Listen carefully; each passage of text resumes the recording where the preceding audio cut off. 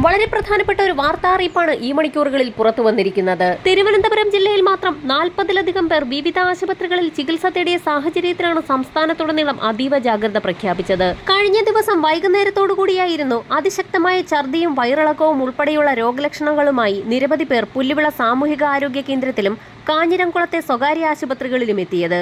ഇവരിൽ കൂടുതൽ ബുദ്ധിമുട്ടുള്ളവരെ നെയ്യാറ്റിൻകര ജനറൽ ആശുപത്രിയിലേക്ക് മാറ്റുകയായിരുന്നു.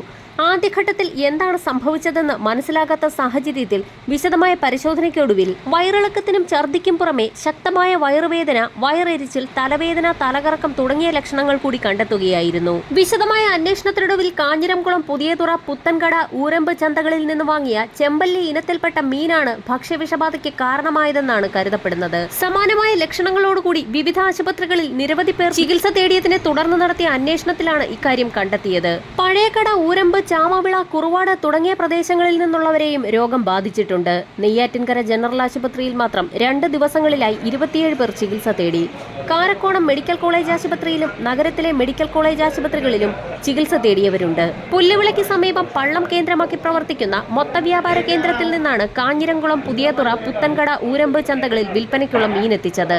ഇത്തരത്തിലെത്തിച്ച ചെമ്പല്ലി ഇനത്തിൽപ്പെട്ട മീനാണ് ഭക്ഷ്യവിഷബാധയ്ക്ക് കാരണമെന്ന് കരുതുന്നത്. ഈ മാർക്കറ്റിൽ തമിഴ്നാട്, ആന്ധ്രാപ്രദേശ്, ഗോവ, മഹാരാഷ്ട്ര തുടങ്ങിയ ഇതര സംസ്ഥാനങ്ങളിൽ നിന്ന് മീൻ എത്തിക്കുന്നുണ്ട്. റോഡ് മാർഗമാണ് കൂടുതലും എത്തിക്കുന്നത്. ശീതീകരിച്ച സംവിധാനമുണ്ടെങ്കിലും മീൻ കേടാകാതിരിക്കാൻ ഫോർമാലിൻ പോലെയുള്ള രാസവസ്തുക്കളും ഉപയോഗിക്കുന്നുണ്ടെന്ന് നേരത്തെ തന്നെ പരാതികൾ ഉയർന്നിരുന്നു. സമാനമായ കേസുകൾ പല സ്ഥലങ്ങളിൽ നിന്ന് റിപ്പോർട്ട് ചെയ്യുന്ന സാഹചര്യത്തിൽ വരും ദിവസങ്ങളിൽ പരിശോധന കൂടുതൽ കർശനമാക്കും.